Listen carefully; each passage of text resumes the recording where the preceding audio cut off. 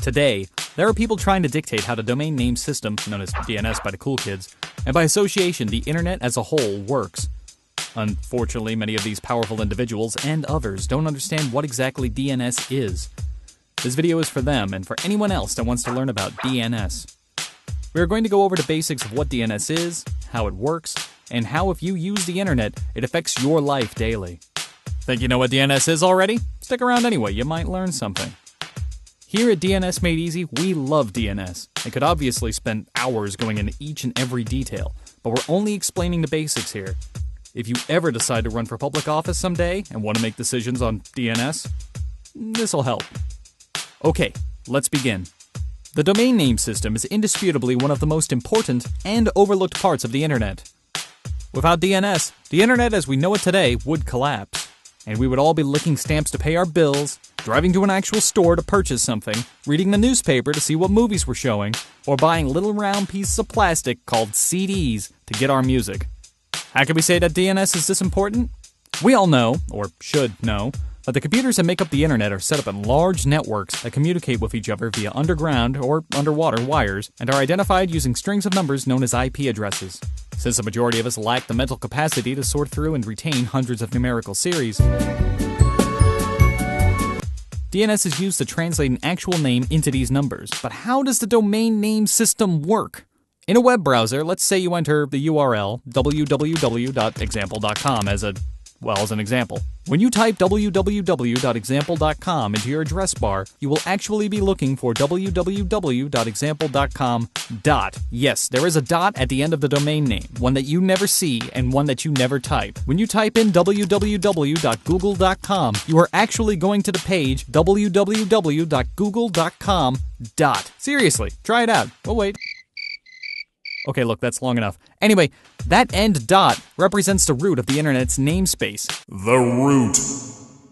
Why is this so important? Because this is where it all begins. When you first search for www.example.com, your browser and your operating system will first determine if they know what the IP address is already. It could be configured on your computer, or it could be in memory, what the cool kids call cache. No, not cache as in cash money. The memory cache. C-A-C-H-E. Keep up, will ya? Anyway, so the browser asks the operating system, and they both don't know where www.example.com is. What happens next? The operating system is configured to ask a resolving name server for IP addresses it does not know. The resolving name server is the workhorse of the DNS lookup. It is either configured manually or automatically within your operating system. Your operating system asks, or queries, the resolving name server for www.example.com. The resolving name server may or may not have this in memory, or, cache. Yes, the C-A-C-H-E one, not the... Never mind. For the sake of this demonstration, it does not.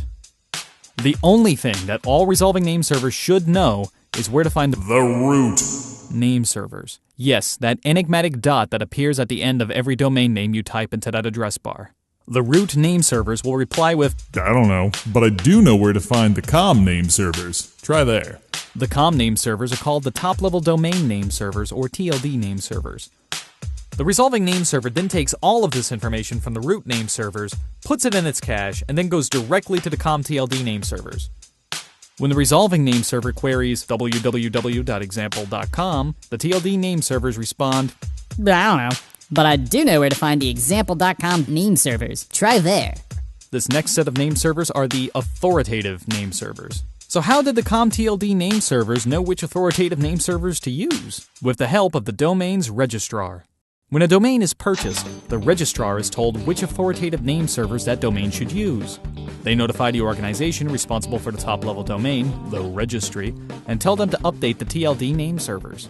So, anyway, the resolving name server takes the response from the TLD name server, stores it in cache, and then queries the example.com name servers. At this point, the authoritative name server will say, Hey, I know where that is! Tell your browser to go to the IP address 192.168.1.1.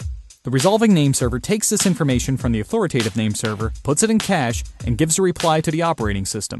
The operating system then gives this to the browser, and the browser then makes a connection to the IP address requesting the webpage for www.example.com.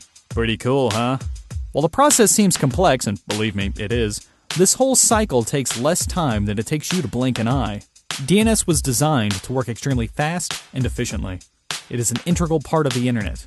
Once you understand this, you can clearly see the many different facets and organizations that are responsible for a single DNS lookup. One lookup! There is a resolving name server, the root name server, the TLD name servers, and the authoritative name servers. If anyone were to dramatically change or filter any part of the DNS process, it could lead to disaster. This is why we believe the people with the power to pass legislation need to understand what's at stake before making decisions that could drastically affect how the internet works. If you want to learn more about DNS and see the DNS process in action firsthand, type www.dnsmadeeasy.com into your browser. Brought to you by DNS Made Easy, providing enterprise authoritative DNS for over 10 years. If DNS Made Easy isn't already managing your domain, contact us to see how we can lower your cost, increase your uptime, and increase your speeds.